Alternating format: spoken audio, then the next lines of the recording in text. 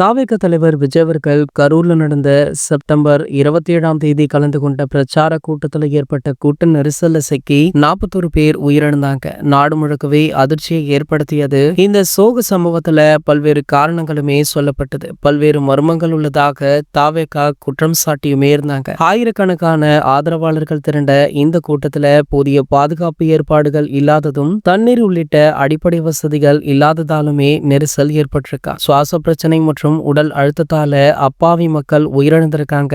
மேலும் 100க்கும் மேற்பட்டோர் காயமடைந்து சிகிச்சையுமே பெற்று வராங்க. இந்த சம்பவம் விஜய் சாருடைய அரசியல் பயணத்துடைய தொடக்கத்தையே கேள்விக்குறியாக மாத்துச்சு. இதனடுத்து தமிழக அரசு உடனடியாக ஓய்வு பெற்ற உயர்நீதிமன்ற நீதிபதி அருணா ஜெகதீசன் தலைமையில ஒரு நிபுணர் ஆணையத்தை அமைத்து விசாரணையுமே நடத்த உத்தரவிட்டாங்க. அதே நேரம் சென்னை உயர்நீதிமன்றம் வடக்கு மன்ற ஐஜி அஸ்ரா கார்க் தலைமையில சிறப்பு புலனாய்வு குழு SIT அமைக்கப்பட்டு உத்தரவிட்டது.